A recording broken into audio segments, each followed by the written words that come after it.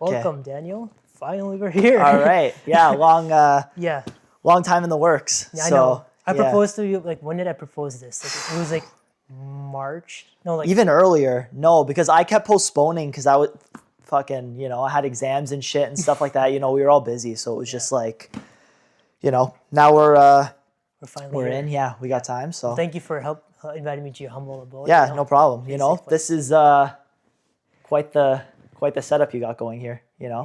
Fucking, these cameras are crazy expensive. So, you on the right path. It's going good. Awesome. So Well, I just want to talk about your initiative to like find a job for the summer. And how did that go? So I mean, like always, the job market's kind of one right now where it's like, I think a lot of industries are having kind of the problem of really differentiating like good and bad applicants. I think mostly due to the fact that a lot of companies, like some will ask for GPA and others won't, which like there's a bit of problems with this, like in the sense that like I'm not saying GPA is everything and Right. like should be the ultimate decider in what matters and stuff like that, right? But like I feel like one of the main problems with this is the fact that, it's more so when you're applying and I'm applying, right? High school grades were so inflated that now all these kids in university now are all applying and they're kind of the same. So now it kind of comes down to what differentiates, say, Daniel and Pranav from everyone else, right? Because when you're not looking at, and GPA is kind of a way to like kind of rank applicants in a way, which like it works sometimes, but other times, like, there's obviously more than a GPA.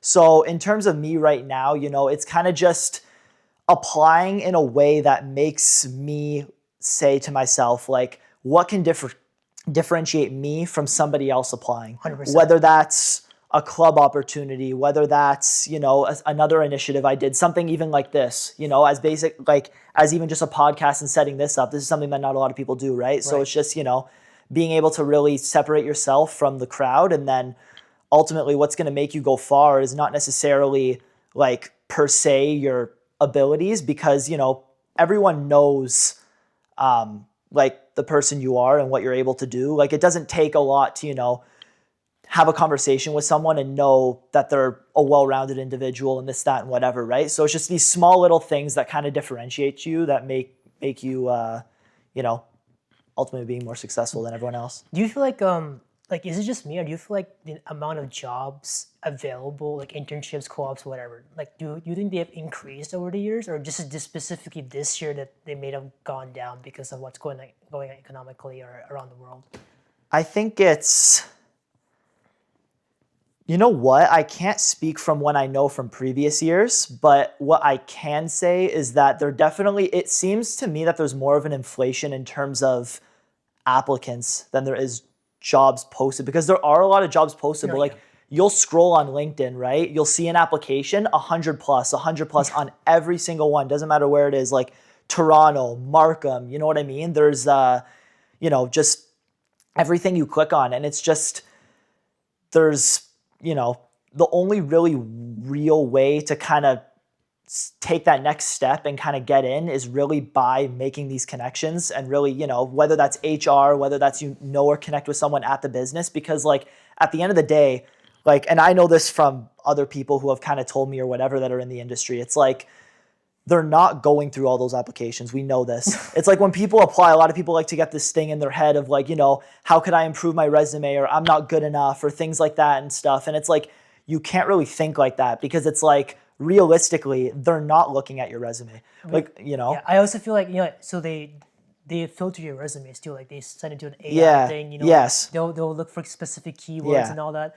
But the thing about the job market right now is that I believe that, one, we do have a lot more applicants. Recently in the high school for like Ontario, they said like they inflated grades, and then they also made a new law saying if you're not in class for a specific amount of days, they will reduce your grades, because they felt like there's a lot of grade inflation, right? Yeah. So when you have a lot of grade inflation in high school, a lot of people with perfect like background history, academic history applying to university, Yeah. how does the universities like pick between which one? Because the number of spots No, is the same, right? exactly. And then theoretically, someone who's getting in, because you could theoretically have, like, there's a lot of kids that apply to even U of T, for example. Let's just keep it between you and me because we're both U of T. But like, you have a lot of people applying that say have these like 95 averages out of high school, but it's like, realistically, are you actually a 95? Because these kids are coming to U of T after and they're crashing and burning. We've seen it, right? Right. You know, as we come to second and now third year, right? Yeah. It's like, you know, you see the amount of kids from first year like drastically drop. So it's like, and that comes with the same thing like I was talking earlier about the jobs is like, you know, like there's two kids from the same exact school now, but the employer isn't really going to know unless he really knows you well, which most of the time isn't the case. The employer's not going to know really like, was this kid really a 95 or like they're both in say Rotman U of T? Yeah. Like what makes one better than the other one? You know what I mean? Do you So feel it's like right now, like you know the name, like the U of T name, prestigious, does that add a little bit of advantage, like applying? Like let's say if you're going against like someone like from York or Western, right? Yeah. Like, back then, I felt like I heard from people, you have a U of T diploma, U of T degree, whatever, right? Yeah. And then you have a much higher percentage or higher probability of getting a job. Yeah. Because employers would look at your diploma and experience the U of T, academic. You know what I mean, right? Yeah. So that was done back then, but now do you feel like it's just too inflated? Like everyone has the U of T name, everyone has that thing. So how does the employers differentiate between one person and another? That's what the question is now, right? It's, you know, I feel like now I feel like in Canada it's been less relevant kind of now. I feel like there's a lot of people that like, you know, you'll be on LinkedIn or whatever and you're seeing kids from Laurier, you're seeing kids from York, like all competing for the same jobs when theoretically U of T is like a top 30 school in the world, which I feel like it's not recognized enough in Canada because Canada has a lot of good schools. I'm going to be honest, especially Ontario for the most part. Not saying outside of Ontario is bad, but like Ontario is like for the most part kind of where it's at. I think what like specifically the U of T degree where it kind of shines is I feel like with us, we have the most kind of batch of international kids. Right. And I feel like when they go back home, if they were to bring like a York degree home, it wouldn't have the same effect as a U of T degree. Like I feel like it has more effect when you leave the country as opposed to actually in Ontario and Canada specifically because, you know, because of the amount of like good schools that are here, especially other schools having a co-op program. I know some U of T programs do like yours does, but for example, a lot of the other programs don't. So it's kind of up to you to kind of go out yourself. I feel like that's another factor of it. Like, you know, like the Laurier kids have the co-op and this, that, and whatever. So that's also true. When I first went to U of T, like there's this saying like, if you want to work internationally, you go to U of T. If you want to work in Canada, you go to somewhere else. Canada, right? So, which like I didn't know that at the time. I'm gonna be honest. Like I kind of just thought U of T's U of T. You know what I mean, right? But as I've kind of seen the job market going, like I felt that more 100%. That it's kind of like, you know, like I'm going here, but it's like, why am I competing with like, you know, everyone else now? It's kind of, you know. But like, since we're in the same field of business, right? Do you feel like only the business students are experiencing a struggle with finding co-op internship, or is it just like people from medical, computer science, engineering, like all the fields? Like in like maybe in Canada, but I heard we still have the option, or anyone has the option to apply to like internships in the U.S. or like internationally, right? Yeah. So maybe the U of T gives them a little bit better of an edge, but is that the same case for all the streams of field, for all the degrees? I think for intern and full job is a lot different. Like I think the internships are a lot more like even us, say applying to like a States internship, I feel like that's still going to be really hard. Like I feel like interns are so different just until you really get that piece of paper at the end and they kind of see your experience and you're applying for a full-time job.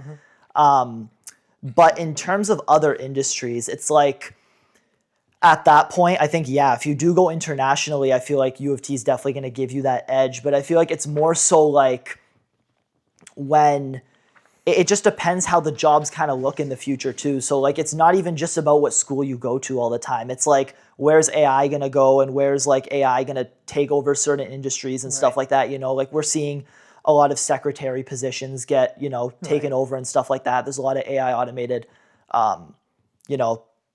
secretaries and stuff like that. as well as we're seeing a lot of coding. Like AI can code almost instantaneously. So it's like, being able to do these kind of projects and stuff like that on your own to kind of aid you with other stuff. Like, are we going to need a lot of these jobs anymore, regardless of what school you go to? Yeah. Like even some like financial analysis, like low level like financial analysis can probably be done soon with AI. It's like I'm not just kind of picking on other industries. I'm saying for ours as well. AI's something that like it's good if you know how to use it, but then it could also be like depending on how far it's come, which it's come far since like when did this come out? Like grade 11. Yeah. So 11, like yeah.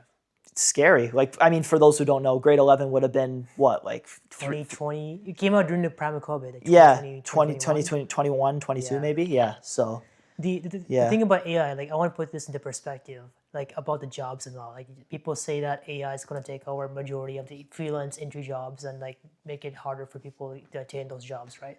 But think Yeah. about it when the industrial revolution came out, right? So Yeah. when the man invented the machine, like out of Yeah. coal, steam, whatever. Yeah. Like think about a normal factory line. People were manually putting things together. Yes, of using course. that. Of The course. machines came, they took their jobs away. Do you think the amount of jobs went down or up? I I heard the case that the jobs actually went up because those people actually Yeah. they learned more skills to maintain those machines Yeah. and use those machines stability, Yeah. and that in turn boosted the economy because the output Yeah. of the factory Yeah. improved, right? So more money Yeah. for a Yeah. lot of employees. Yeah. So Yeah. maybe it could be the same case for AI. Maybe a lot Yeah. of people can use AI to their advantage. Mm-hmm. Maybe use AI to apply to your jobs or use AI in your jobs. But having the AI skill is something people need Yeah. to learn. Yeah. Maybe they teach that in school nowadays. Yeah. They should probably introduce that, right? It's there's a couple differences, like yes, but there are a couple differences in the sense that like let's put into perspective of like a camera, for example. Like the camera is built as a machine, but like you still need somebody to be there holding it, recording it, setting it up, things like that. Whereas what AI is doing now is AI is just taking a simple prompt and building the whole thing for you. Like it's different. It's like saying like, a screwdriver and then when the drill came out kind of thing, right? Like this is like way back ago, but you know what I mean? You still need the laborers there to use the drill, and like the drill's not going to move itself. Whereas AI is like, this is doing the work. Like this is like, you know what I mean? That's why I feel like there's a lot of jobs that are like completely untouchable. Like healthcare is untouchable. General labor is untouchable, like construction and things like that. Right.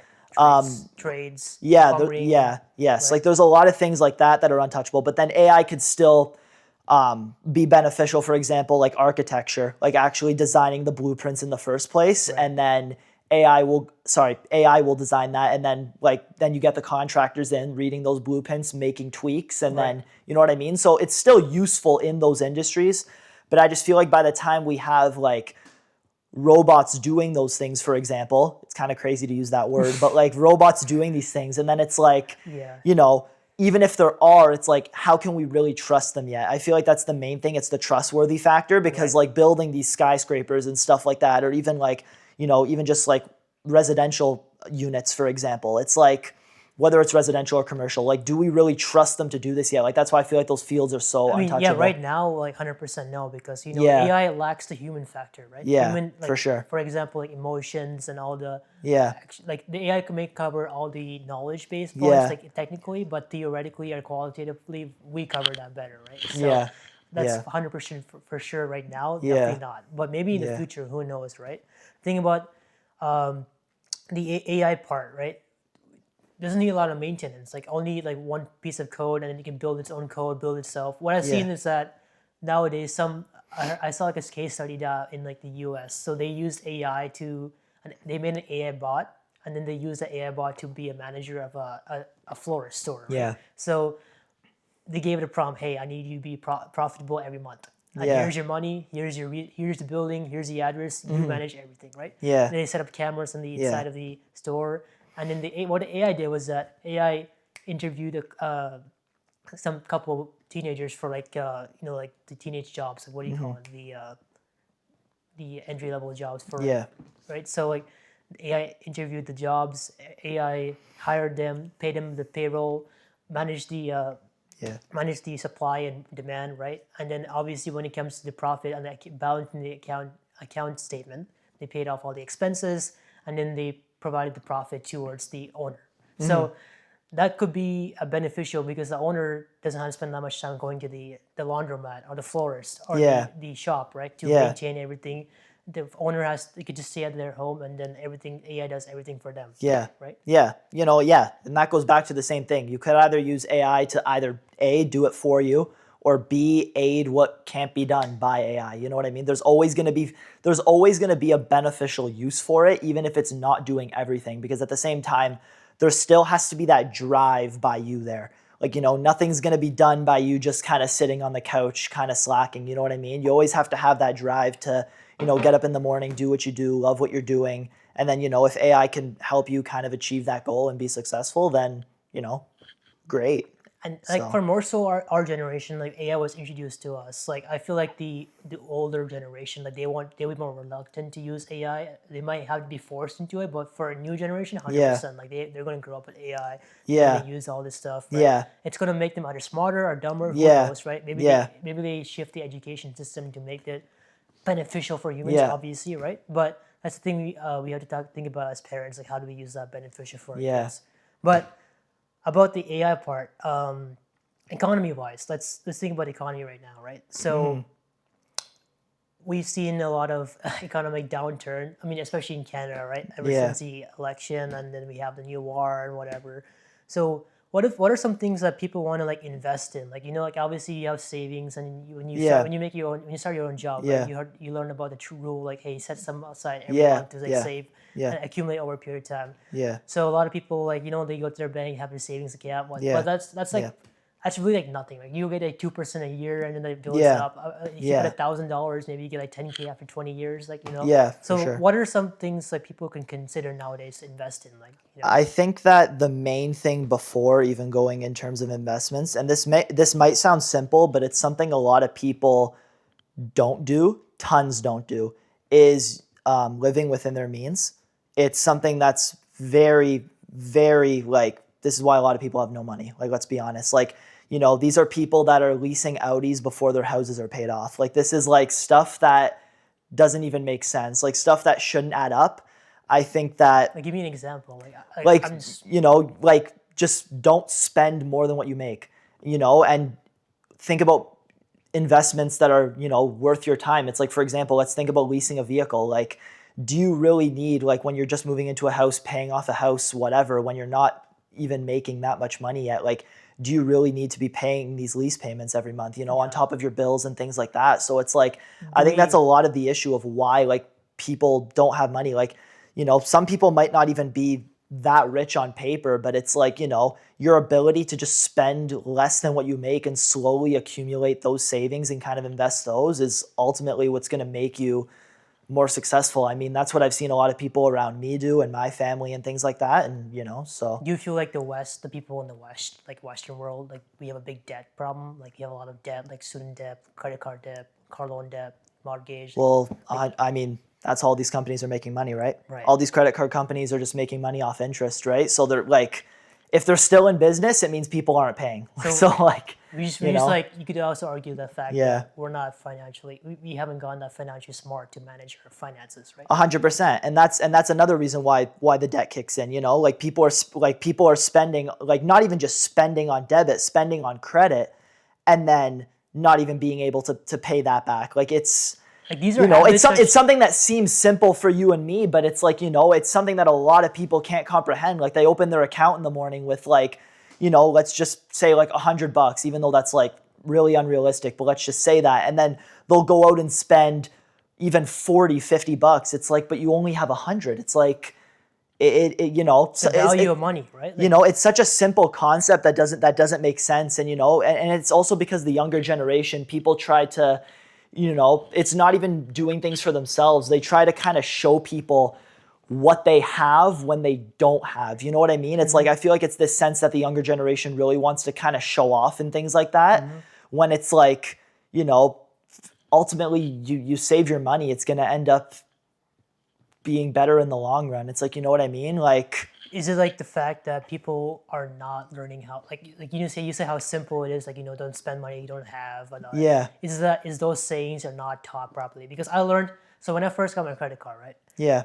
No one taught me how to manage my credit card. I had to learn by myself. Obviously, I learned by my dad. My dad told me that spend your credit card like your bank account. You spend what you have. Don't spend over. Yeah, right? 100%. Because obviously, if your credit card is give it to a teenager, oh, $1,500. I can spend $1,500. Yeah. Who's gonna pay those $1,500, right? Yeah. So we have to have someone who's like guiding us over there. But Yes. think about this, they don't teach the stuff about in school, right? They don't teach us how to do taxes. They don't teach us how to be financially smart. Yeah. I know in some schools, like maybe in like Europe, Norway or Sweden or Denmark or even Switzerland, that they may be more incorporating this financial stuff into their curriculum. Do you think that we should aim to like first fix this problem by raising your kids right, and also implementing this in the education system for people who don't have that parents who can help them financially literate? Because if you have like parents, they could be in debt, right? And then you learn those debt ways from your kids, right? Yeah. No, for sure. I mean, that's always been a problem with the education system. And, like coming from even like parents in education and things like that, something as simple as like my dad was even saying the other day of how like, even something as simple as teaching his kids like how to do a signature. It's like that's something like kids don't even know how to do a signature on paper. It's like, it's these simple concepts that's like, like I know there's rules for teachers and professors of like, on paper, this is the curriculum that says X, Y, and Z from the ministry. But it's like, I think part of education and really being a good educator is really going outside of the box and really saying, what are these kids going to take away? Like, are they going to take away like y equals mx plus b, for example? Maybe if you're us. Yeah. But like for the most part, like especially at the elementary level and when they're younger, it's like, what are they really going to take away? Like they need to know how to save money, for example, how to read and sign contracts, like, right? Like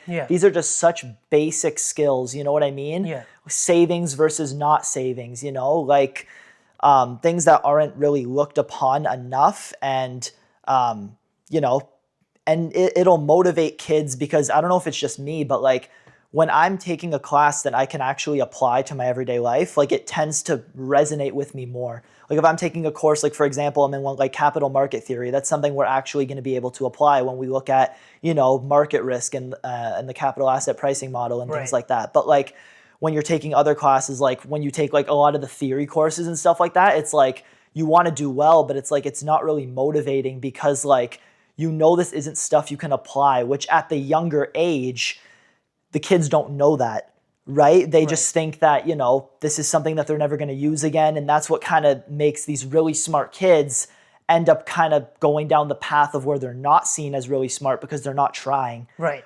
And I don't want to say that as an excuse or anything for these kids and kind of defend them, but I feel like if it was a little more motivating, especially starting at a younger age, of kind of teaching them these concepts, I think that we would have a lot more educated people like of our generation, which isn't the case right now. How did you like, a lot about value of money and all that. Obviously you built that from a young age and incorporate it into you right now, right? But how did you first learn about the value of money? Like what obviously you come from a point where money, you spend stuff, but you get stuff, you should get more money, right? But how did you learn that?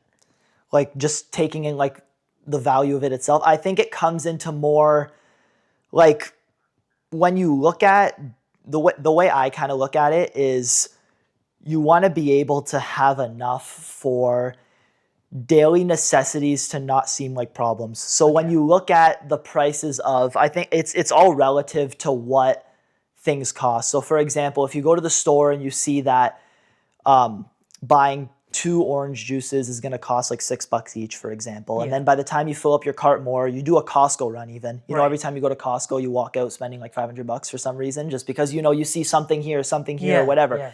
Like, I think the value comes from being able to do your basic necessities and that not being an issue for you, being able to pay your bills and not even like, sometimes like, we'll, like my parents will be talking and we'll be in conversation with other people and they'll say like, like the town just changed something or whatever. And, the water bill went up or whatever. Mm-hmm. And then like, my parents will kind of just say like, I'm going to be completely honest. I just paid it. Like, I didn't even look at that, which like, I think that it's a good mindset to go by in the sense that you have to be able to save for these basic things. Like you can't stress out over that. And then, the excess money that you have should be spent on Yeah.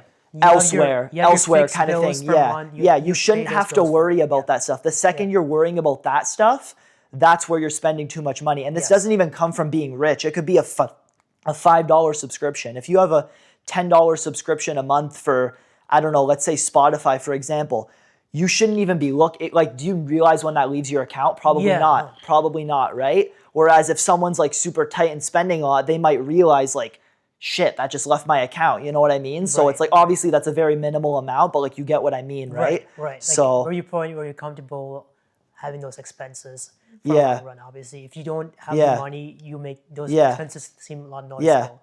So the way I learned about the value of money, right? So I from my perspective, I like obviously when I grew up, I didn't have a job, right? And then I would always ask, hey, can I get this? Can I get this? Can I get this? My parents they have a job, and they're like, oh, maybe not. We'll get this if you maybe deserve it, and we'll get it for you, right? I didn't quite understand. If they have the money, why don't you spend it, right? So when I grew up in 2020 before COVID or like 2021, all my friends they had PCs, right? I had a laptop.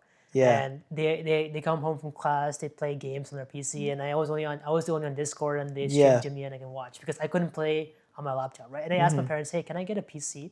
And they said no, right? Because it's obviously it's like 2,000 for a PC back then, right? The graphic card and everything, right? So I was like, you know what? Maybe I should save up for my own PC and then buy it, right? So I that's how I got my first job. My dad, he works like at a tennis club, and he got me a clerk job down there.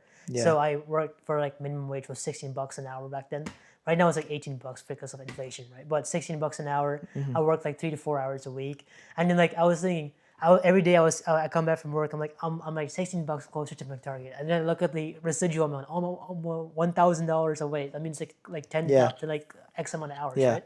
So I was like, you know what? It takes a lot of time to save up that money, and then like. And so like I had to be kind of careful with my spending. Like I realized I spent too much, like buying food, like paying for Presto and whatever, right? So eventually I reached my target, and that took me the entire summer, like working 3 to 4 hours a week, saving up all that money, seeing that in my bank account, and then finally I go to get my check cash, my last check out, and then I go to the PC website, buy the PC, come home. That was the best feeling ever because I felt that you put in all that time and effort, and you got your reward.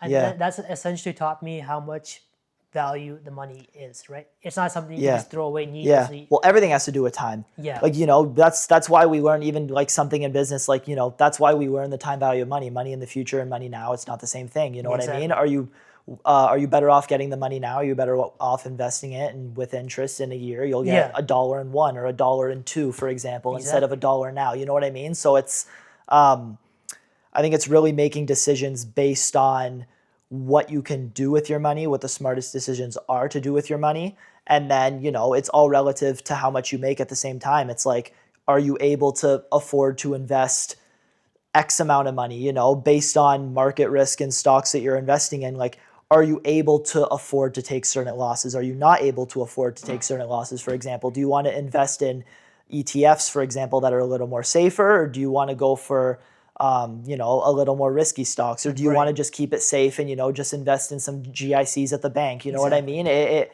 really depends your financial scenario and what you're kind of willing to do. Obviously, there's smarter. Long-term goals, like short-term investing, long-term investing. Right? Obviously, I felt like if you want to play it safe, it's good for long-term, right? Because obviously the compound interest accumulates for over 10, 20 years. But I feel like nowadays a lot of people are getting into crypto, right? So I invest in stocks. I never touch crypto because like a lot of things can affect crypto, right? A lot of variables. Like in stocks, it's easy. It's a little bit easier to predict, right? You have the market. You have the politics, you have benchmarks, the economy, benchmarks, right? So, but for crypto, like the weather is like hot, and then the stock goes up. Next day, it's cold, it goes down, right? So it's a lot of very predict. But the thing is, people can like make a lot of money. Like remember back then when the EFTs or ETFs, like the monkey face. The NFTs. NFTs, NFT. right? The NFTs release, and then people would buy for $1, and next day it's $1 million. Like, why is it? You know what the thing is people are obsessed with making money quick, not necessarily hard-earned money. And our generation's become very lazy. Yeah. So a lot of that has to do with, not making necessarily financially smart decisions. And then let's say that did happen. Let's say, you're investing like $50 and in a day something dramatic happens. What happens is that mindset never goes away. So now you're going to take those profits, you're going to do the same risky bet again, right? It's an addiction at the end of the day. So it's like, being able to escape that addiction and not being able, it's because at the end of the day, it's just a smarter version of gambling when you really think about it. A lot of people don't like to think about it like that, and it depends really how educated you are in the space, obviously.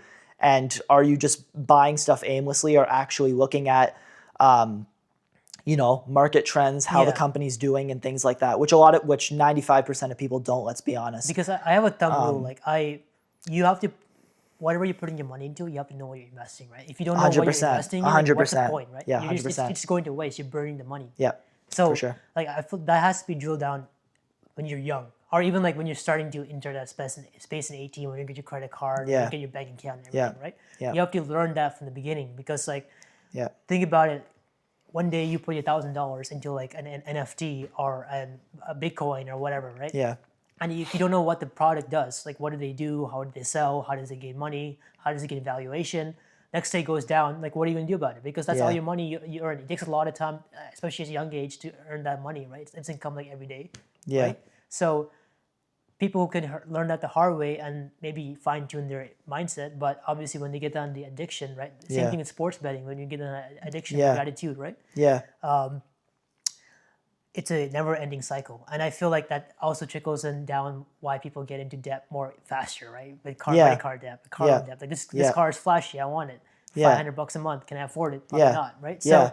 So, I've seen that so many times. You wouldn't believe the amount of people that'll have assets they can't afford. They want to show what they have as opposed to, what actually do you have? You know what I mean? My parents will say all the time, it's even just for personality things, you might put on your resume that you're hardworking, you're determined, things like that. Great, I told you that, but how can I show you that I am? How can I prove to you, hey, Daniel is hardworking? What have I done to show that? Right. Or, for example, let's even put it back to finances. This person has a flashy car or whatever, great, but when you look at house, other things like that, it's how can you have a Ferrari and live in a shed kind of thing? You know what? Obviously that's super dramatic, but it's you get what I mean? It's actually being able to demonstrate what you're actually able to do instead of just showing that to show off. You know what I mean? There's a lot more value in, doing things the smart way. You know what's a big problem for kids our age, in Gen Z? Yeah. Sports betting. Sports gambling is a very big thing. For sure. I mean, it's not a bad thing. Depends on how you view it, right? Obviously, if you spend $20 a month, betting on some mindless thing, you're not too invested in it, and it's fine, right? But it becomes a huge issue if you're doing it every day, or spending thousands of dollars or a lot of money into it, right? And then it just gets to I lost $500 on this parlay, and and then so I have a couple of my friends, and I watch some YouTube videos, right? So they do to do some sports betting, they bet on the Leafs or bet on the Raptors, whatever. Yeah, right?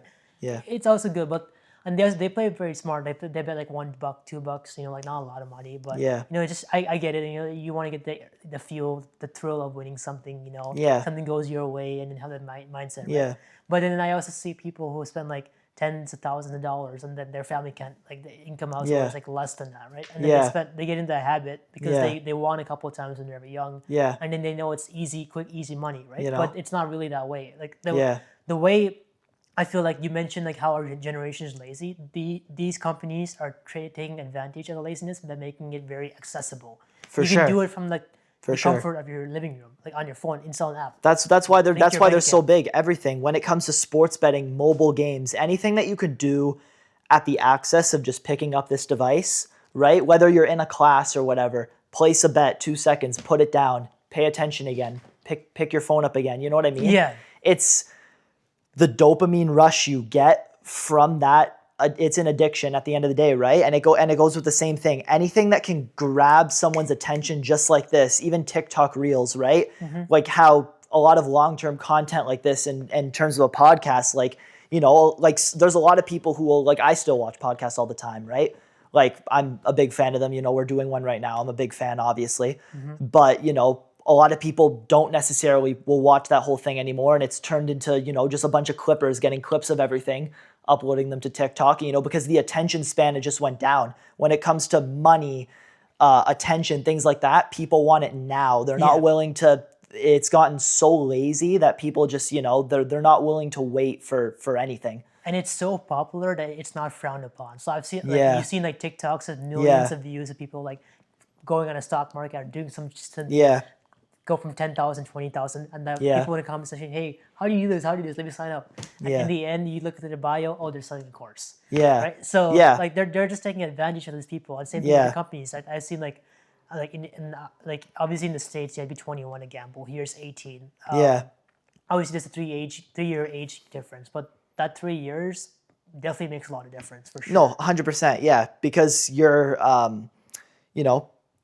you have to be smart with what you do, and those extra 3 years when it comes to everything like that, you got to make sure you're making the right decisions for yourself, and not falling into this trap. Because at the end of the day, like, even these people that are selling courses, like, when you look at them, it's like, are these people really doing something that you can't do? It's like, some people, or a lot of kids will start up online businesses, right? Or at least try to, and they're saying, oh, why isn't this successful? And they're putting down like X, Y, and Z reasons, and they're saying, oh, it's because I didn't get lucky, and this, that, and whatever. And you end up spending like $5,000. That's not the case. It's more so because, like,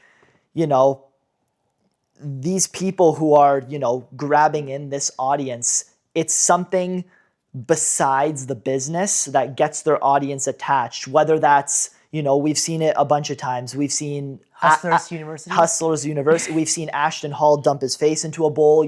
We've seen so many things, and it's like these things that might seem dumb, but it's like all part of their marketing strategy at the end of the day. Because at the end of the day, you go on their profile and it's like, are they really trying to sell this morning routine? Are they really trying to sell, all this stuff or whatever? And it's like, at the end of the day, there's just going to be a course in their bio, and people are going to click on it. It gets views, and people are going to click on it. That's their majority of their right? If you act normal, say, on social media, that's not going to, or you're just promoting your business, people are not buying your product at the end of the day for what it is. If you get me and you right now and we released Prime Hydration, no one would buy it. Yeah.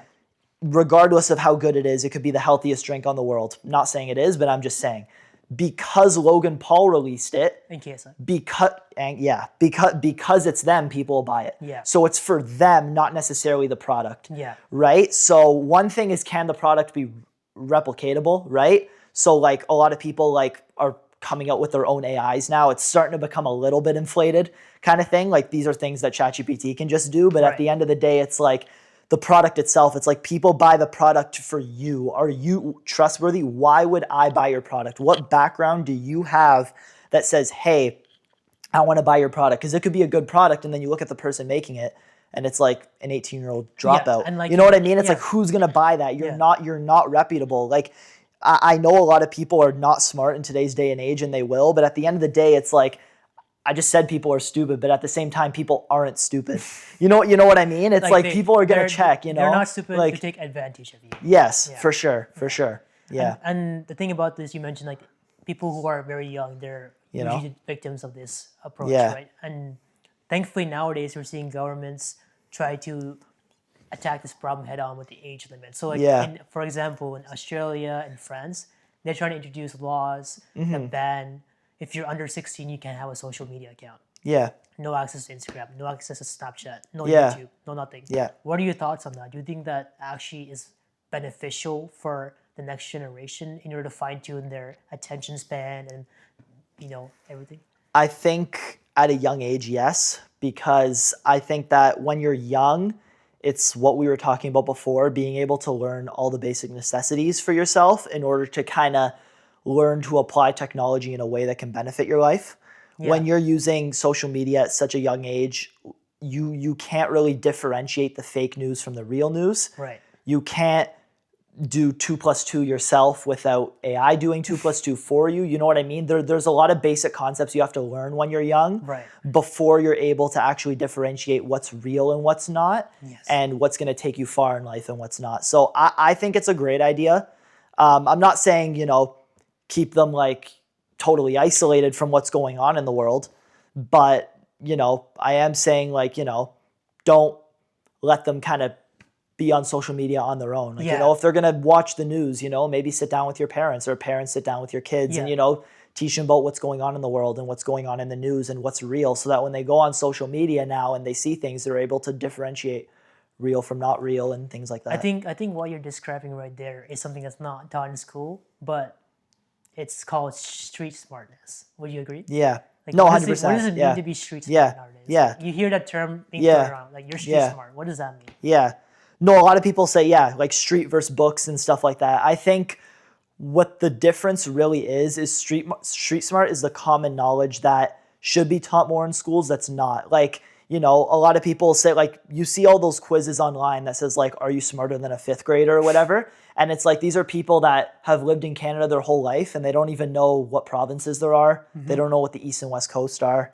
It's like, there's things that you need to know that take you beyond what school will take you, or where school will take you. You know what I mean? It's, being able to know, like, when to cross the street even, like just simple things like this that people don't know. Like, Toronto has a really bad problem even with like drivers even and stuff like that, like there's a lot of car accidents and things like that and stuff. And it's because people aren't aware of that common sense besides just what's written in a textbook. You have to be able to know how to get by life and make decisions in a way that's not going to obviously put a negative effect and exposure on other people, right? You have to be able to act in a way that, like, you're not being taken advantage when I'm of. walking across the street, am I bumping into people, or am I socially awkward, or, when I'm talking one-on-one with somebody, when is the right time to stop talking, or when is the right time to, wrap it up? And Social awareness. Social awareness, it's just being aware so that you're not looked at as like, because at the end of the day, you're trying to have a good image of yourself, right? You don't want to be looked at as that kid, and then, you know what I mean? So and the people who are really good at being socially aware are people who are not on their phone 24/7, right? Yeah, like of they're course. spending a lot of time outside talking Of course. to people, learning Of about course. stuff. Like, these are stuff you Yeah. have to do by learning, right? Yeah. You can't just read off a textbook and learn how to be street smart. You have to Yeah. actually experience Yeah. it, right? Yeah. So Yeah. that's probably why that people nowadays believe that young kids should stay away from social media. Yeah. And Yeah. do you think that's something that maybe North America has to implement, like 16 years for social media? Like, have they implemented it? Like, do you think they should do it?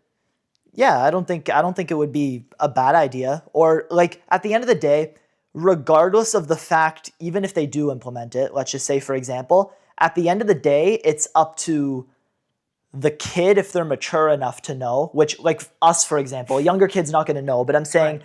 at our age, it's up for us to know when to put it down and when to pick it up. Right. And at the younger age, I would put that on the parents. Right. Right? The parents have to know, like, when I was a kid, there was no phone in the bedroom at night. Like, that was not a thing, like, right? I didn't get my first phone until grade 9. Same. Right? So it's like, all these kids are saying, like, is it because your parents are broke, they don't want to buy you a phone and this, that, whatever? And it's like, no, it's just like, I don't need it. Like, you know what I mean? It's like, it has nothing to do with the financial factor. It's just like, you know what I mean? Like, I was raised in a way, like, even with like health choices and whatever, like, until like there was never, like, you open my freezer, there is no frozen food, pop, this, that, and whatever. It's like, it is all Healthy. natural, healthy Vegetables, stuff like that. Like, you yeah. know what I mean? It's, yeah. It's the moment you bring that phone, like, to an Yeah. 8th grader, all the Yeah. responsibility, all the matureness Yeah. goes away. Yeah. Because Yeah. they're really influenced by everyone Yeah. and their Yeah. external factors. Yeah. Yeah. 100%. So, Well, what else do we have in your mind? We talked about the phone case. We talked about the AI. Yeah. What do you think about the politics? politics. Okay. Smart one. Sure. Okay, but before we get into this, like, I don't want it, like, you know how easy it is to be offended nowadays. Like, are you like more towards the left or right or middle? Yeah. What's your political? I think regardless of your necessarily political beliefs, like, this goes beyond liberal and conservative. I think what's most important decision to vote for is something that's going to put the interests of, the people around you, like, before the government. yeah, at its best, right? Like what policies is the government implementing besides just like the leader themselves? Because the leader is only half the story, Right. right? If even half, right? There's a whole team under the conservatives and liberals. Like, it's hard to put the blame all on one person, which a lot of Right. people like to do in politics. Right. But I think a lot of it comes to, what do you want as an individual, and what government is going to provide for you the most? You know what I mean? Like, Right. as young people, we look at, housing and housing affordability. We Right. look at taxes and trying to save as much money as possible on tax cuts, Right. and stuff like that, So there's, for different age groups, there's definitely a lot of things. Like, for example, like, certain governments over the years, like especially in Ontario even, there's been a lot of health and education cuts, Right.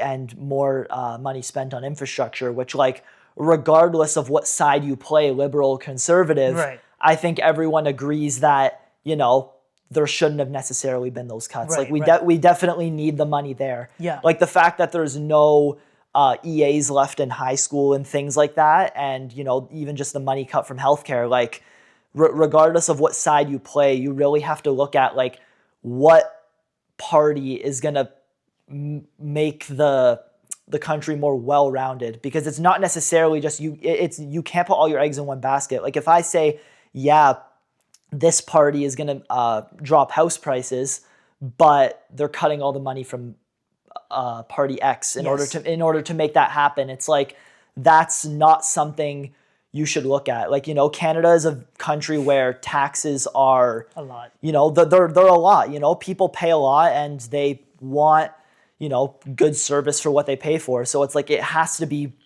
every industry has to be working at its best, well-rounded, whether that's garbage removal, snow removal, education, it all has to be. Yeah. I want to get back to the point where you mentioned that no matter if you're left or right or whatever, middle or bottom, if the government puts the people's interests first, I would vote for the government. Like, it could be the liberals, it could be the conservatives, the libertarians, like People's Party, whoever, right? Yeah. Any party that puts the people's interests first, that's how I tilt. And usually nowadays, the party in power who does that, it is probably the conservatives more than liberals. But what do you think about that? Which party in Canada usually, in your opinion, puts the people's interests first? So it's more of the fact that over the years, we've kind of seen a decline in the Liberal government. Starting with the fact that a lot of the problems came from immigration. That was one of the main things. Right. The amount of money they were getting every month for coming in here. Right.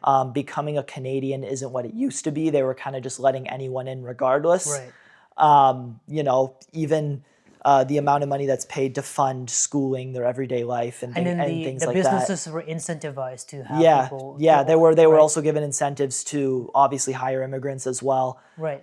Let's start at the beginning. Like, how did this problem start? Like, you think that post 2015, when Trudeau was elected, we have this immigration problem, or like, was there problems beforehand? Because like, you grew up in Canada, right? I came here in 2015, so I came here. I mean, why when Trudeau was elected, and I probably didn't experience the Harper government, whatever. But how was Canada back then, and what changed from the new government? I was kind of younger at the time to kind of know a lot about Stephen Harper, Right. and a lot about the Conservative government. But I know that when Trudeau came, I feel like it was one decision that kind of got out of control.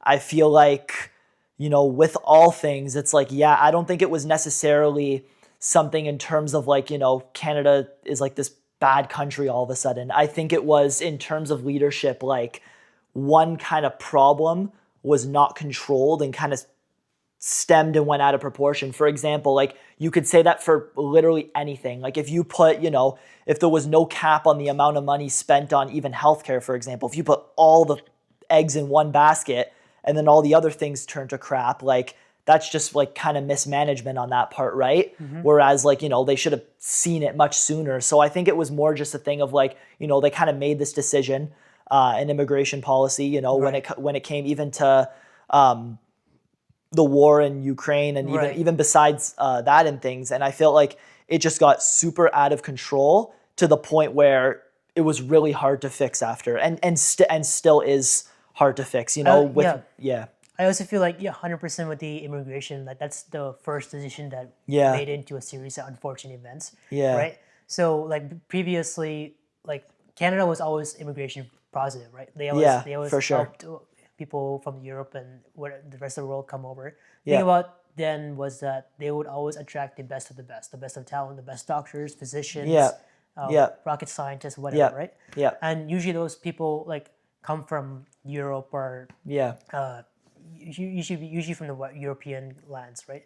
So now what we have seen is that their immigration policy has changed to the fact that we accept people like also it kind of in tune helps with the liberal policy where they put the race aside, put the national aside, and then they Yeah. put everyone in one basket, right? Yeah. So nowadays we have more competition for immigration, but Yeah. since they had more competition, they expanded number of Yeah. spots, Yeah. right? So we have more people coming in, and it's come to a point where it's unfiltered access. Anyone Yeah. can like I mean right now, not right Yeah. now, but they put an end to it. But back then, a lot of anyone can pick Yeah. up the phone Yeah. and move to Canada Yeah. easy like that, right? Yeah. And it doesn't matter what degree they have, what Yeah. experience, right? That's the problem, right? Yeah. So a lot of it comes from because Canada's run solely based on taxpayer dollars. The problem of why Canadians will get so upset with this is because these immigrants coming in saying not providing for the economy and things like that are still getting the benefits of healthcare, still getting the benefits of part of their education paid for through domestic tuition, Right. when they might not have a job that's barely paying any Canadian taxes. So, for Right. example, we're paying cheaper tuition because the government pays for part of it, Yeah. basically, right? Yeah. And international students will pay more. Yeah. Well, some international students, right, are actually like considered domestic because either a parent or something was born here or they immigrated here or whatever, and now they're getting the benefit of this cheaper tuition, and yet They've been here for like a year. they're cutting OSAP for kids that actually need it that are in Canada. So it's like, Yeah. are you really prioritizing Canadians first? Because it doesn't really like seem like it, and especially in a country where a lot of things are spent on taxpayer dollars, as individuals whose parents pay a lot of money in taxes. It's like you want to see that going towards things that benefit Canadians that have been here in the long term. Like not necessarily just my family or your family and putting our own interests like above others. You don't want to be selfish by any means, but it's Right. like, you do want to see Canadians that are in Canada have the benefit of being Canadian. That's what it's all about. Yeah. You want to represent wearing that maple leaf. You know what I mean? There's an expectation when you immigrate Yeah. to a country, like Yeah. you're encouraged, or it's like mandatory not to assimilate into the values the Yeah. country you're moving into, right? Like obviously you have your culture, your traditions, Yeah. whatever, right? But Yeah. if you're not incorporating those values, you're just taking advantage Yeah. of the system. So that's Yeah. what we've seen nowadays. I mean, not nowadays, but And it's a lot of previously. money spent. Yeah, a lot of It's a lot of money spent. Tons, millions and millions. billions probably even. But like, It's a lot. a lot of people took advantage of the Yeah. system. That's why they moved here, and now that they're here, they're not really sticking up to themselves. They're not proving their worth. Yeah. And they're just taking advantage of the system. Yeah. Thank God, recently that the government has stopped the flow, or not stopped, like reduced the flow and doing a lot of background checks. There's even some cases where we allow people who have a big criminal background into our country. Yeah. Right? And now we've seen an increase in crime rate around the Yeah. entire nation, Yeah. right? So like Yeah. there's this saying like our police departments actually really restrained. Like they can't do much. Like it's all judicial. Like they can arrest a guy, put him in jail. Next day he's out on bail. Right? Yeah. We have a big issue with that, like the bail problem. No, 100%. And I believe even a lot of politicians are seeing that. Like they don't agree with the problem either.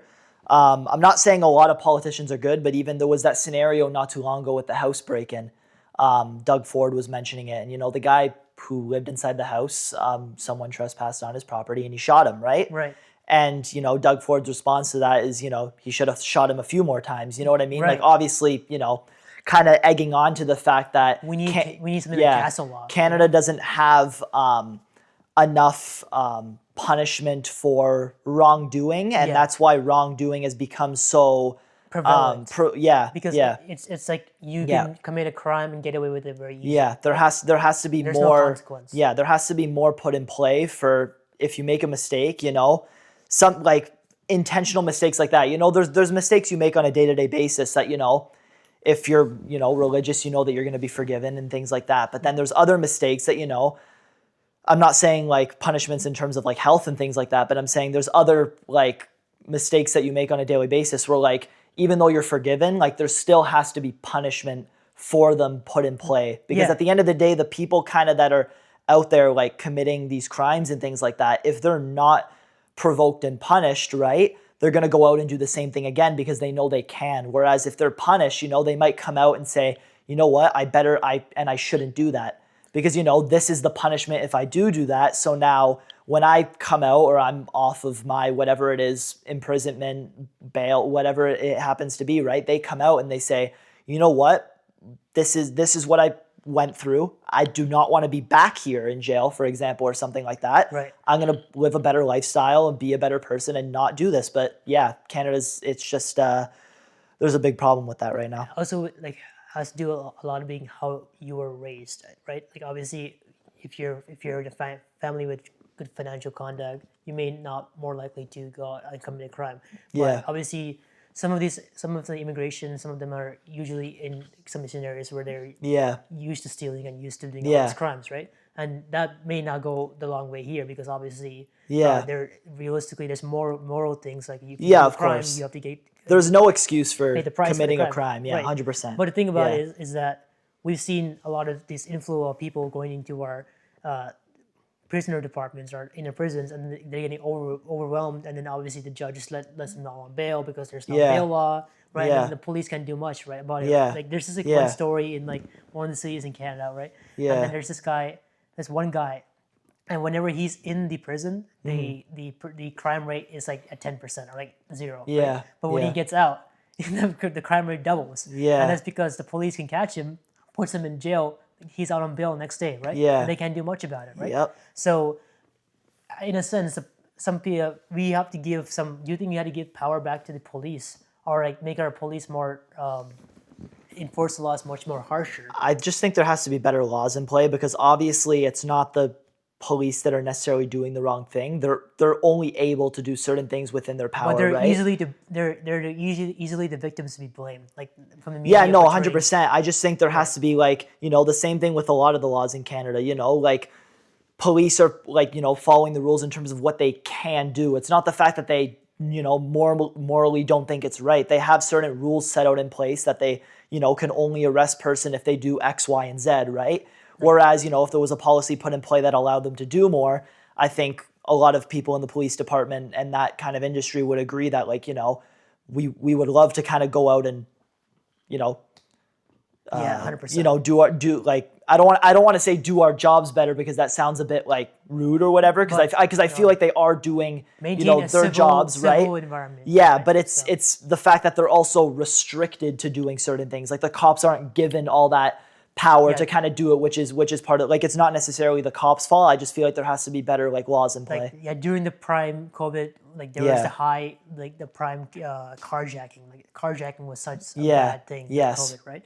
And the police their hands were so tied that every like 30 seconds there's a 911 call. Like my car got stolen. Can you help us? And then they can't do much. They come 2 hours after, come and check. Oh, can you have an incident report? And then they'll do their own thing, right? And then you'll be lucky to get the car back, but probably by the time you hear about it, it's probably like halfway across the world. Yeah, they won't go. That's the problem. Like that actually happened. We had a story of one of my mom's friends whose car got stolen off her driveway. Had the tracking of the car and everything because she was able to track where her car was through the app, but the kilometers on the car weren't moving. So you could figure it was on a flatbed already, right? Like the odometer wasn't tracking. Right. But even though she had like the live location, there were so many calls that obviously the police couldn't go after and then they released that these things. message like their hands were still tied. You remember that message? You're like, oh, in your house, just leave the car keys by the door so the thieves don't have to like come into your room and like get the car keys. Like it Yeah. was like No, it's it was just crazy. like a It's spit on the crazy. face to the Canadians. Like, Yeah. oh, you Yeah. can't protect our households, and you Yeah. are suggesting us to leave our car keys by the door. That way, when Yeah. they break in, they can just have it and go. Like, Yeah. like it just like we're just so Yeah. helpless, right? Yeah. No, for Okay. sure. Anyways, 100%. you want to take a break? Yeah. Yeah. Awesome. Yeah. All right. Welcome back. We're We just back. took our break. Thank you Yeah. for the pizza, man. Yeah. No problem. Yeah. Good Italian pizza, eh? Gotta treat our guests right. I'm the guest on the podcast, but you're the guest of the house, so That's true. That's true. yeah. Gotta make sure Well, everything's right. anyways, you know what? There's two exciting things going on right now. There's the basketball playoffs and the NHL Cup, right? Yep. So No Toronto Maple Leafs though. yeah, that's surprising. Yeah, First I time in know. like 7 years, was it? Yeah. Or no, longer. We had the longest streak in the NHL. How long was it? It was 8 or 9. I like to say 8 or 9. We were high. We were high. I think the next but longest before us was Pittsburgh, but then they haven't made it in a couple years. Like Right. that broke a few years ago. Right. But no, we were on a pretty good streak, and then with the Marner departure this season and adding a few other guys kind of in replacement of him, it kind of all fell through. Our team changed a lot. You Right. know what I mean? So So when did you start like becoming a Leafs fan? Like when you started like, watching hockey and it came at a bit of a later age. I wasn't like one of those guys that was like super sporty right away as a kid. I think it came more middle of elementary school, like grade 5, grade 6. Like I started pretty late, and then kind of from there kind of got into sports in terms of like watching, playing, all this stuff, which like, I mean, it's never too late to start. And I mean, that's Right. not that late. You're like 10 years I was old. like, what to say? Is like But like grade five? obviously I'm not going pro. Right. Yeah, but like I did start pretty late relative to a lot of other kids. Interest just kind of all of a sudden flipped. Is it because you started playing hockey at that age and you started watching hockey? Like, yeah, I feel like a lot of it kind of started with like influence from like a lot of friends at school. I think, a lot of the kids were kind of talking and, interested in sports and things like that. And then that kind of flipped my gear to kind of, saying, I kind of want to get into this. It started with watching, and then playing came after. And then after hockey kind of came with a bunch of other sports like golf, snowboarding, things like that. But it kind of all stemmed. The first initial sport was hockey and the Maple Leafs. So. Right. And your entire family, like, I remember mentioning you mentioning that your dad, he's also a Leafs fan too, right? Yeah. Yeah. Yeah. No, So- everybody's a Leaf fan in here. Yeah. Like when it's playoffs, usually like we have flags that go outside, signs that go up all in here. Yeah. It's yeah, no, we take it super seriously. That's why, and I know a lot of Toronto fans do. Like we're not even close to the only ones. Like Toronto's a city that's like, one of the reasons the Leafs are like so tight and kind of performing under pressure and things like that, because there's a lot of pressure from the fans. Right. Like we have very passionate fans here and we want to see results. And, when the fans can't see those results, and it kind of puts pressure on the players, and then, fans start to get pissed and the players start to underperform and things like that. Right. It just leads to a whole like commotion of problems, because like we do have a very hockey based city and province, and we're like very passionate about our team. So What's your take on the Leafs? like in terms of their issues this year, or Like, well, I was about like from not a Leafs fan, but like I started watching hockey for like 2 years.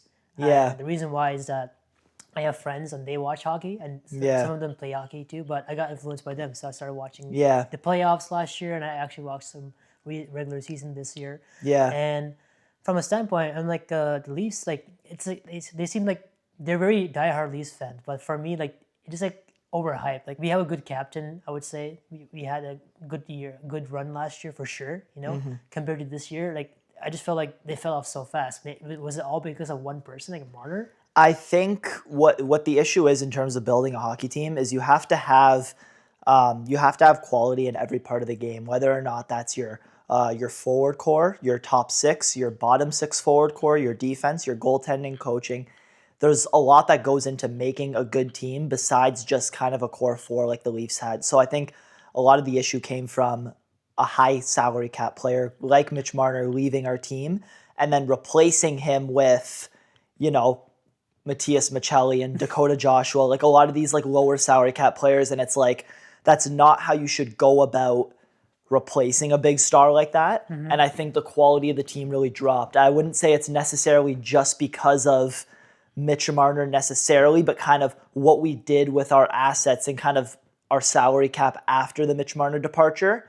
Kind of, like stirred the Leafs in kind of the wrong direction. And as well as the fact that, we didn't make a lot of changes sooner. We were kind of riding with this core four for so many years.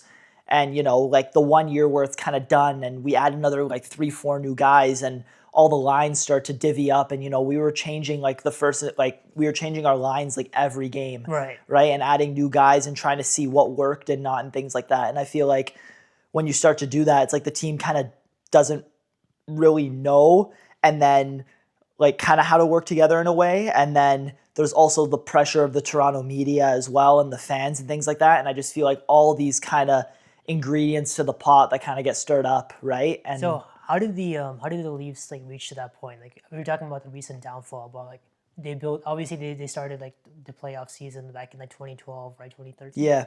And then they built all the way up to now. Yeah, I think it came, when was it? Like 2015, 16 was the start of the streak. Because but yeah. you guys drafted Matthews, right? Yes, And we then- drafted a lot of picks then. We drafted Matthews was a first round, Nylander was a first round, Marner was a first round, and then we got Tavares later on. We didn't draft him. But Right. Yeah. From the New York Islanders, right? yeah. So, and you had those core four as your foundation, and then theoretically, if a hockey team has a core four, theoretically it should do pretty good, right? We've seen that with the Dallas Stars. We've seen that with the Canes, right? So what went wrong with the Leafs? I think with the Leafs, there was too much up there and not too much elsewhere.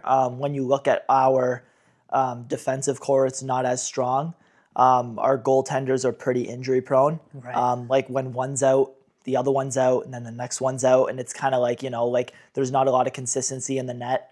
I kind of feel, and then our defensive core has never been, a strong part of our game. And, it comes from, you have these core four players on your team, but it's like when you look at a team like Dallas, like they still have good depth in their defense. They have good depth in their forward core. Right. All of their lines have good players throughout. You look at these high lake level teams like even Colorado and Carolina, they have all these parts that kind of make a good team. Like you look at these teams and it's like, these aren't teams that are firing their coach every 2 seasons. You know what I mean? Like Right. I think Carolina, Rod Brindamore has been with the team for, I think that's the longest a coach has been with a team in the NHL. Same thing with Jared Bednar on Colorado, right?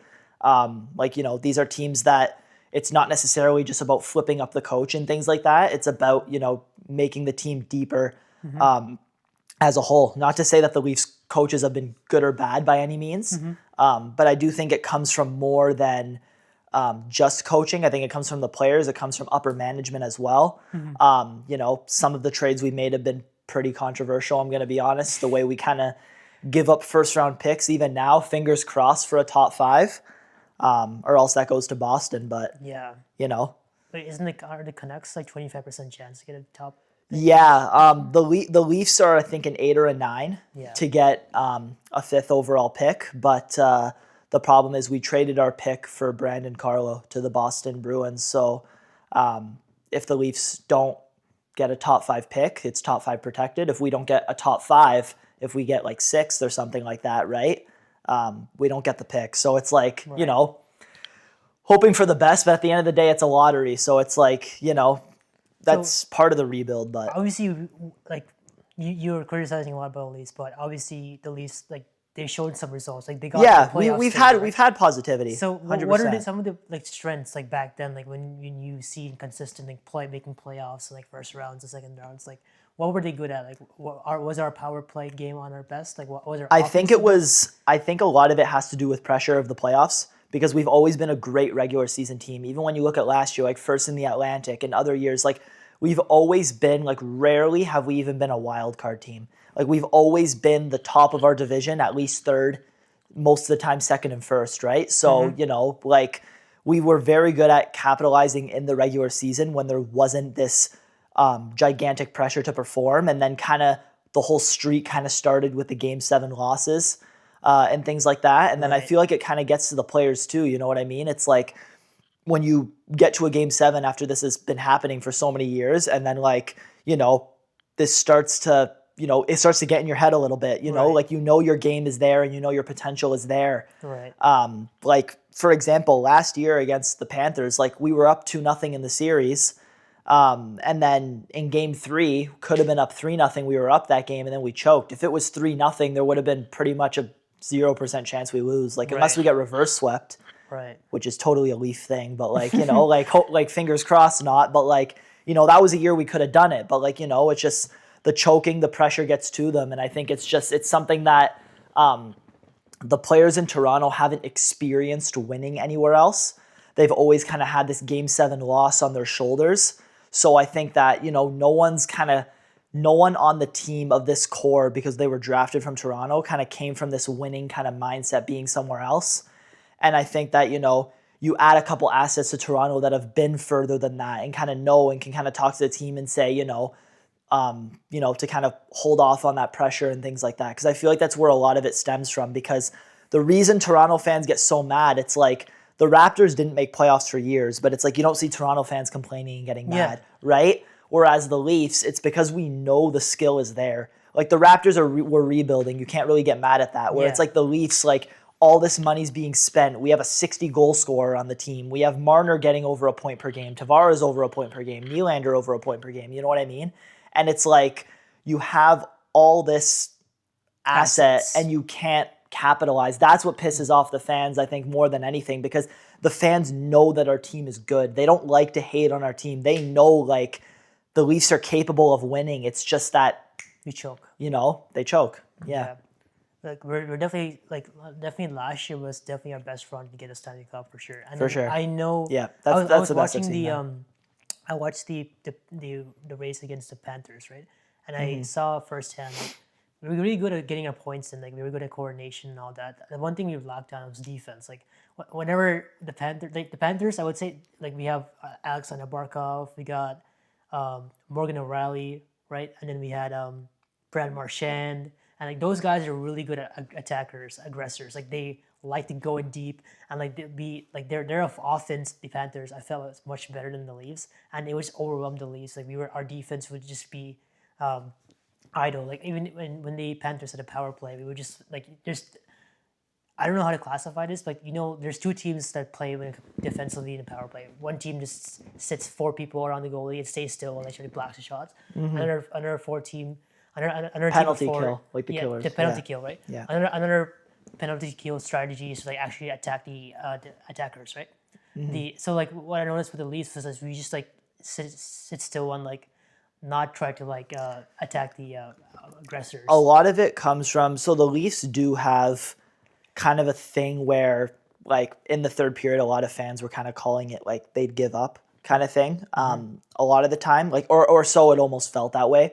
I think a lot of it comes from the fact that when you're playing a team like Florida, like, as much as you like to kind of discredit the Leafs, you have to put into perspective how good Florida really is. Yeah. Like, they're the best for a reason, and people want to play there. Part of it has to do with the no income tax in Florida, right? A lot of players will take pay cuts, very good players, and sign there. The general manager of the Florida Panthers, did a very good job of last season being able to re-sign like Ekblad, Reinhart, Right. all these guys Bennett. to multi-year deals, Marchand and Bennett, all of them and they still really- retain their salary cap. Whereas if that had been like the Toronto Maple Leafs, that wouldn't have been possible, right? They're So it's really like, skillful players, and then they have the incentive to like play there, right? And then they're very good at like I felt the Panthers last year a very good offense team. Like they really capitalize on the defense struggles of the Leafs and whatever, right? Yeah. Like whenever I watch the power play, like my heart starts beating faster. Because it's just like so stressful. Like I guess I see our players just like standing still, like trying to like do whatever they can, but they're not like trying to go for the puck. Yeah. No, the Panthers are good. They'll be back for sure. This year, injuries got the best of them. Yeah. But that had nothing to do with the skill of the players and the team. Unfortunate things happen. It is what it is. Yeah. They didn't make it this year, but that'll be a team that for sure bounces back next year. And the Leafs, you got to trust with.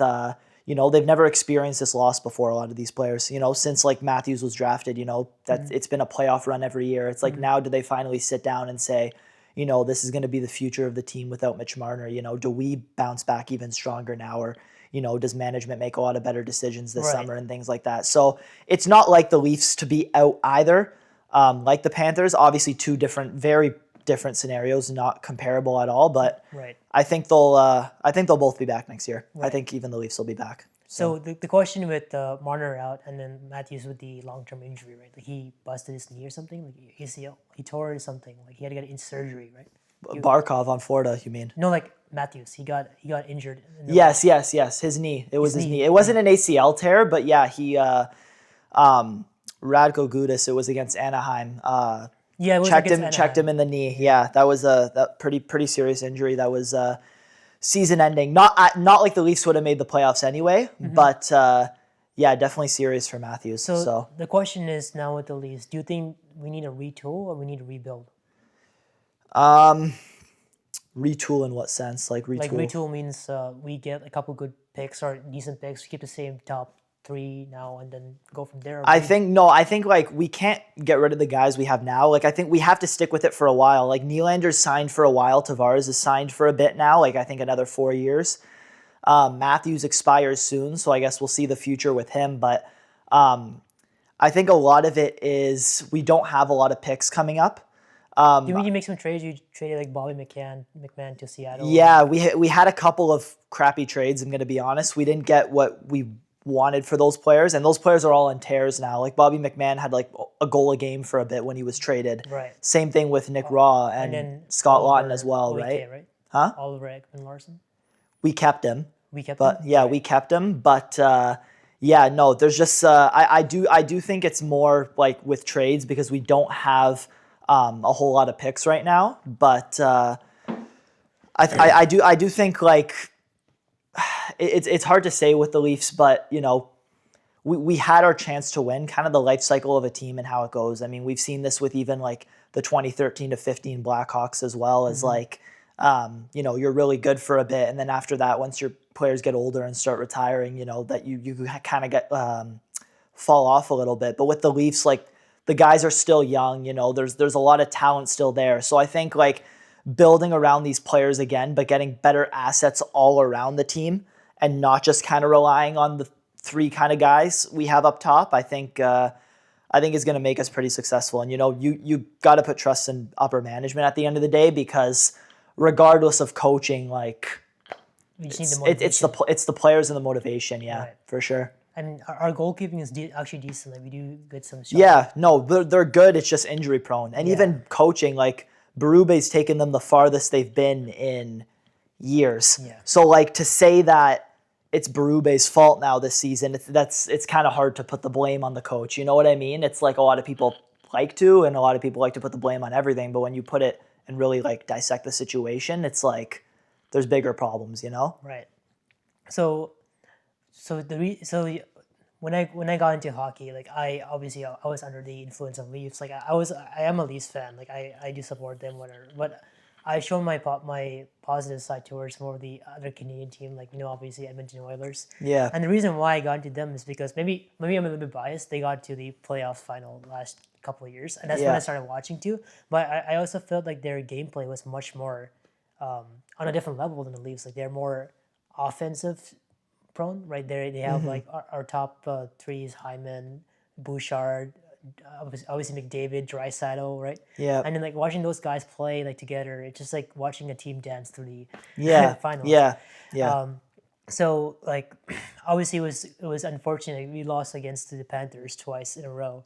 And this year we're just struggling against the Anaheim Ducks. I don't know why. We had a good regular season. Like we started kind of shitty in the beginning, and then over time Hyman came back from his injury. Like and we started getting our coordination up to date, and we did pretty good for regular season. Like our captain McDavid, he had like the most goals and most assists in the entire league, right? Yeah. And he got the Art Ross Trophy. Hart Ross Trophy. Yeah. Now like. I like obviously we're this right now it's like we're down 1-3 against the Ducks. Like, yeah. Last night was brutal, and I'm seeing some of the flaws I saw in the Leafs with the Oilers, like with our defense. Like our goalies are stopping like 40-point games, like 40 shots and goals, and they're doing their best, right? But our defense is kind of lacking. Like we I wouldn't say we lost the motivation, but our defense like would say like we were playing the same as Leafs. Like we were just say whenever there's a power play, we tend to give up easy goals or and I can't judge as much because I never played hockey. I know it's a very intensive sport, and for them, like you're putting a lot of time and effort and energy, like trying to Yeah. there's so much overstimulation on the hockey rink, right? So I'm trying to give them the benefit of the doubt, but I think we still have a good chance to go win against the Ducks. Like it should be like a no brainer, right? We should be going to be doing very good against the Ducks. So we'll see how that goes. Who do you think will win against Boston or Buffalo this year? See, the thing is with a lot of these teams that have made the playoffs this year, because this playoffs is very different than what's been in previous years. You know, you have these teams like Montreal, Buffalo, Anaheim that weren't previously, in the playoffs for a very long time, and it's Right. like you come to say like what's different about them now and why this season as opposed to other seasons, and it's kind of similar to the Leafs back in the day. I feel like they have very young teams that always had a lot of potential. Like even on paper in previous years, like you look at Buffalo and it's like their team didn't change much from last year to this year. It's just, their players over the years of getting exposure to like the National Hockey League, right? They are able to coordinate and work together like fantastically. Like, Yeah, a lot of these weren't they at players the have. bottom of the board Yeah, last year and well, they came to the yeah. top? They can work together. They're great. It's like, all these young guys, like you have like, let's say like even Montreal, for example, you have like Cole Caulfield,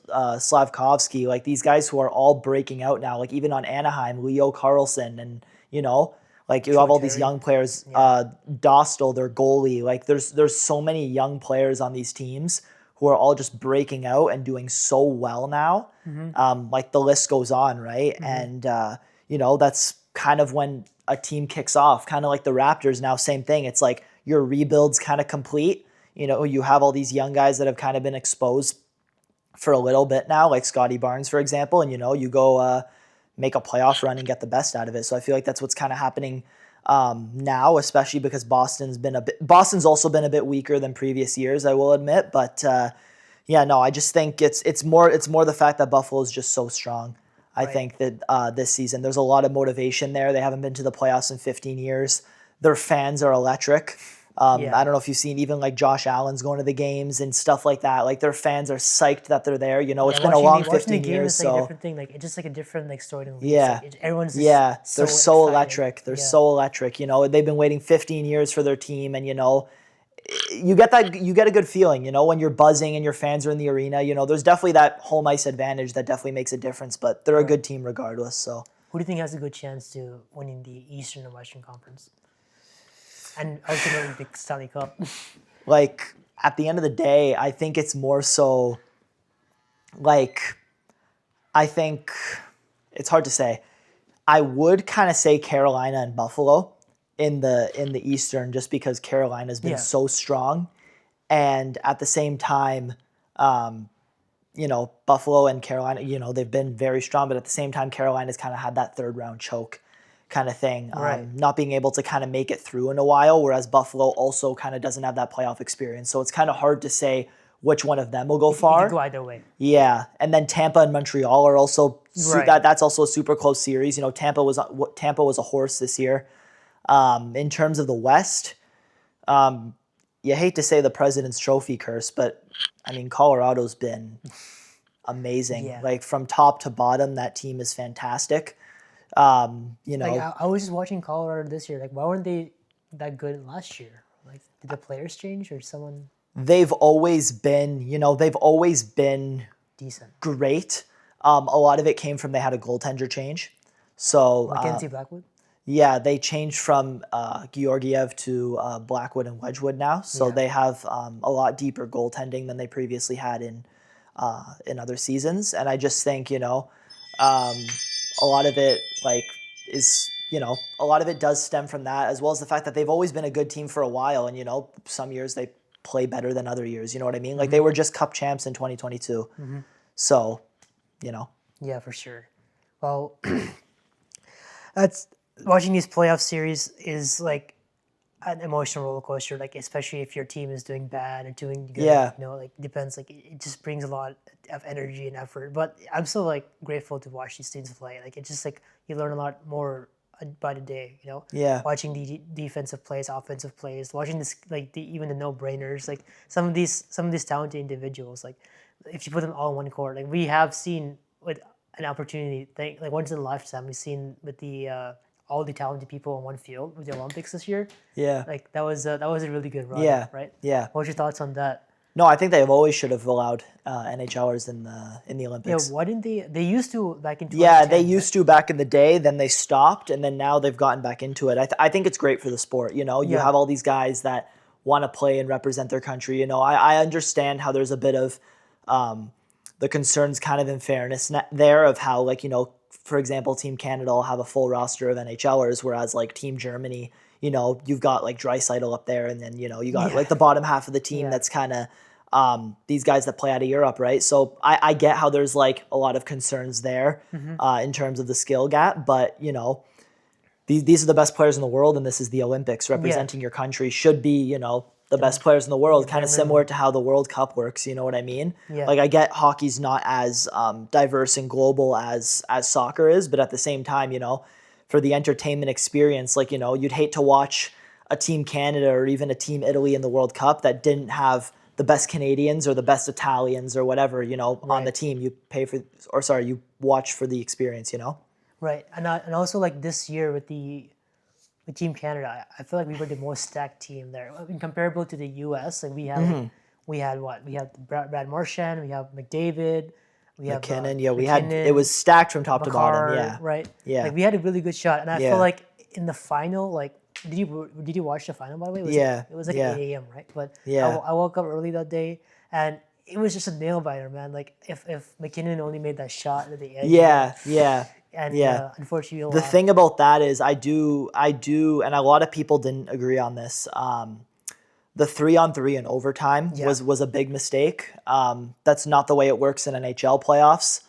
They do it during NHL regular season. They do 3-on-3 and then they go to overtime, and then 3-on-3 overtime, then to shootout. right. But in the playoffs, they keep going 5-on-5 overtime till the end. To make it a 3-on-3 5 minute in an Olympic gold medal game is It's really a lot of people thought that was pathetic. Not to say that the U.S. wouldn't have won anyway or Canada would have won anyway. It's hard to say. Like, you can't judge based on that. But regardless of the winner, I do think you do a 5-on-5 20 minute for yeah, 100%. Because with the 3-on-3, like you don't like it's yeah. a lot like less dialed in. Like we have more time for people to move on. It's But it's that's one also it's one mistake. yeah, One mistake. You have a 2-on-1 or a breakaway. It's not a way to win a gold medal game. And you know, it could have went Canada's way too. Like in that case, like, you know, we wouldn't have been complaining. But I feel like like in general, it should have just been, you know, like, fans want to see that entertainment. They don't want to see a goal 2 minutes in. You know what I mean? Like, that was Yeah. bound to be a goal 2 minutes in. Yeah. You know what I mean? Like, that was just like they wanted the game to end, which is like, that's not how you play a gold medal game. You Yeah. know, even if they kept it like that for the rest of the games, at least change it for the gold medal game. You know what I mean? Like, that's not how we wrap up a gold medal Olympic game. So Yeah, especially with the new rule on NHL. Was it always the same thing back in the day, like 3-on-3 in the goal? in regular season only, and then what's it called? And then playoffs, you just keep going. There's no shootout. You just keep going 5-on-5 Right. overtimes until eventually Right. they end or whatever. So Okay. Well, yeah, best of luck to the Leafs next year. Yeah. And yeah, we'll see to that. Anyways, I want to get your opinion on relationships and dating life in the 26. all right, all right. So what's your what are some of the challenges for guys to get into the dating scene nowadays? You know. I think a lot of it has to come from like them trying to kind of check off every box in terms of success, which I don't think that's how you should really kind of go about looking at it. I think that a lot of people are kind of going to have different opinions on certain things and stuff like that. You know, not everyone's going to like you, right? You know, you could be the best at, you could be the best at sports, you could be the best academically, you could be the best socially. There's going to be people that like you and there's going to be people that don't. So, you know, thinking that you kind of have to check off every box in that sense, and you're kind of like, you know, a winner and you can kind of, you know, get whatever you want at that point, right? I don't think that's a good way to look at it. I think that, you know, kind of what I believe in, kind of, you know, being like Catholic rooted and Catholic faith is that, you know, I think if you just like continue to be yourself and work on yourself, and you know, I think good things will come. You know, like I don't I think like God has a plan for everybody. Yeah. You know, and even if it doesn't, I think that that's something that you know, your life's you're gonna find a way to make your life successful regardless of, you know, relationship or not. You know, even if it's not an external relationship like that, you keep a relationship with your friends, you keep a relationship with your family, ones closer to you that are gonna, you know, help you succeed and do the best. So kind of, you know, whatever path you end up going through, I think that's one of the main struggles. But you know, more importantly, to work on yourself at the end of the day. I also feel like we've seen this too when we're going through the education system. Like they like people set the bars too high and they judge people's Yeah, expectation. Like on both sides, right? We're talking about male and female, right? But yeah, sometimes most of the times it's the boys trying to like impress the girls, or the girls have high standards, right? yeah, So and even getting into that, like especially at a young age, it's just like a lot of time and effort, right? Because I've seen yeah, people like trying to put their best and best to impress themselves in front of girls, like going to working out, or like putting yeah, on the best clothes, or like like, yeah, and that's a lot of time and money, right? yeah, Time and money not spent on school, and yeah, they in turn like not do the best of their tests and exams and assignments and yeah, whatever, yeah, and that just translated to nowadays. Like nowadays, like a lot of people like try to go and find their ideal partner through online dating apps, right? yeah. And like I feel like that just like completely removes the human factor. Like you're just Yeah, no, judging the person 100%. You based can't, yeah, you based can't on go their about, looks. yeah, Yeah, you can't go about it like that. I think that's one of the downfall of this generation is the fact that, you know, people like going back to what we said before, like people want a lot of things easy, yeah, and people don't really want to put in the time and effort it kind of takes to, you know, have a successful relationship, you know, and people don't really judge people for things that people used to judge people for. You know, some people say, you know, oh, person X looks good or person Y looks good. But, you know, when you really dig deeper and look at things like, you know, personality, do they come from a well-rounded family? right. A lot of these factors are things that people don't really take into consideration anymore. And, you know, it's something that a lot of people think that they have to change themselves to kind of please others, when in the sheer reality of it, like, it's pretty easy to read someone nowadays, and people can kind of get a feeling or know the way you are. Right. And you know, you can't say like, oh, but I'm a nice person, you know, this person doesn't think I'm nice. Or it's like, you know, people can't really go about it thinking like that. It's like they know you're nice, it's just, you know, you're not for them. It's like, you know what I mean? Yeah, It's like you yeah. shouldn't have to change yourself for To meet those somebody else. expectations, Like yeah. like people know the way you are. Like trust me. Like people know who the smart people are. People know who the competent people are. You know, Yeah. people know. It's easy to read people. I think that, you know, you just have to like, you know, same thing before. Just continue to work on yourself and find someone naturally, and someone will gravitate toward you if they think that your personality is for them. Yeah, So and I see with the nowadays, like with the like especially what I've experienced in my friend group is that people like kind of clown on you for being single. Like, and it's not a bad thing right now. It's just yeah, not a night right. Sometimes it's not the right time, you know. But also, yeah, like I'm not actively looking to be dating, right? And they're trying to get you on these dating apps like Hinge or Tinder, or like talk to people, get some game or like whatever, right? And yeah, it's like attributes like you want to sure it could earn you a lot of clout and respect and whatever, right? But it doesn't. It just kind of also forces you to act like someone else, be like someone else, and that's something like I don't want to do, right? Like I've seen yeah, like how it can ruin someone, like just finding the right picture and and posting it online, but when they're in hmm, person, they don't have the people skills or yeah, the personal skills they need to yeah, have a conversation, right? yeah, So it just like we need to like think about it realistically, like how are we going to like avoid or not avoid like how to make the right decisions and make some in terms of dating, right? Like yeah, I believe that first impressions are always good in person, right? Like obviously you can have your phone yeah, number and like contact, yeah, like hey, let's link up or whatever, right? But when you establish such a big social media presence, there's lots of yeah, expectation in person, yeah, right? yeah, of And you course. end up,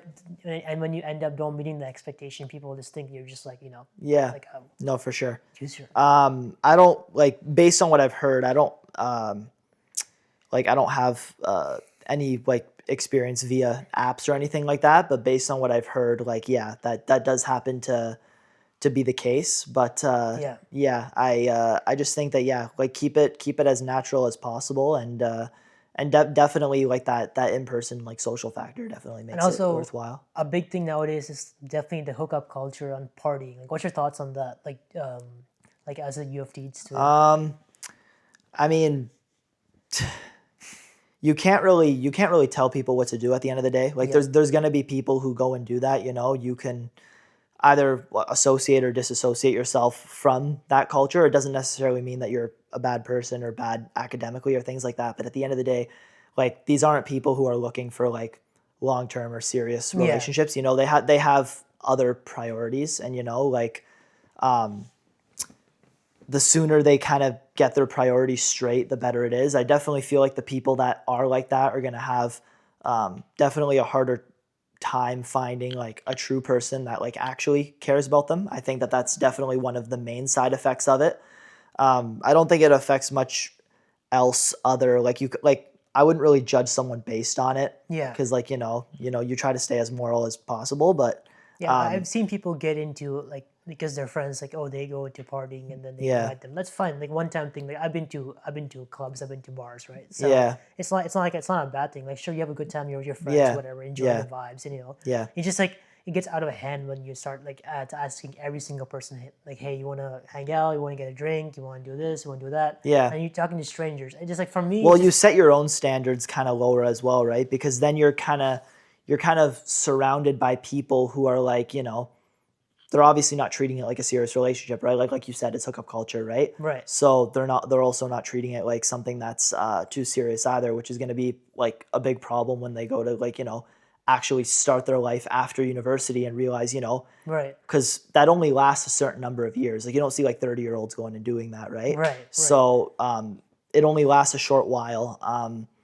But as long as you just keep your head in the game, or people that are in that kind of field, you learn sooner or later that these people kind of don't care about you. But What have you seen? What have you yeah, seen downtown? Like examples or like it's not as bad as other schools for sure. Like I think, well, the quality of people at U of T is definitely great. Like I like being there. I haven't really met any people that have been like bad by any means. Like everyone's nice. Everyone's like I haven't really had any you know bad yeah, experiences yeah, there. yeah. But like I definitely think at other schools it's definitely more of a problem because of how I guess of how more broad like Yeah, yeah. partying is and things like that. Whereas U of T is very academic focused. And So I still yeah, think it's not as bad. Like I still think it's like yeah like and we've seen schools with like where like they have a lot of fraternities and like they're the main theme of the school is like a party school. Like you go yeah. you socialize, Yeah, that's what I which is a meant. good Yeah. thing, like because you end up learning how to socialize or getting better at socializing and all that To an extent. to an extent, right? But Yeah. then Like I think also yes, but not to the extent of like that much kind of thing. yeah, Like like it's good, but like you know what I mean? Like obviously it's up to the kid at the end of the day. Like you can't really say it's the school's fault, right? right, Like right. because you don't want to like go somewhere and then like be associated with like, oh, but this kid goes to a party school, for example, or something like that. Like I don't really think should really put it like that. Like at the end of the day, whether or not you go to U of T, whether or not you go to York, whether or not you go to Laurier, Western, wherever, it's up to you to kind of say, you know what I mean? Like, do I want to go out? Do I want to stay in? Do I want to like what do I want? What's better for me and what's gonna make me, a better person at the end of the day? What do I want to be known as? That's another thing, when you're walking around on campus, do you want to be known as somebody who's easy to talk to, someone who people can get along with, someone who Right, people can socialize with, you know what I right, mean? Or do you want to be known as the person that kind of just goes out kind of thing and right. you, And you want to be well rounded, right? yeah, So and then that some of the qualities you look for into relationships, they're more easily to see in person and not definitely not at a club or a bar, but when you actually invite them to yeah. a date or Yeah, dinner. for sure. So what are some qualities that you would like to see in your ideal partner? Um, it all comes from being kind of similar to the way I am. I think that a lot of it kind of stems from like Catholic faith. I think a lot of it kind of starts there, Yeah, having the same religious beliefs. yeah, In terms of there's a lot of them like passion, love, like all those virtues right, that kind of go into shaping your life and right, infinitely improving it. I think hardworking, not being able to just like rely on me or somebody else, just for like finances or things like that. yeah, I yeah. think that when you Definitely first understand. meet a person, you kind of have to keep that on the low so that people are more in it for you and not necessarily what you have. I think that's very important because nowadays we kind of see a lot of things with, people that kind of show off and, Yeah, individuals might want to be with them just for their status or money or things like that and not exactly. for them specifically. So, I think it's more so having the same beliefs as I do, being hardworking, being trustworthy is also very important. At the end of the day, you're going to have to share finances with this person, right? You're going to have Yeah, to trust them. loyalty, Yeah, respect, yeah, right? for sure. And being a family man, Yeah, yeah, funny part is that you learn about you learn about the downsides of this status and fame and all that from like if you ever like listen to rap or whatever.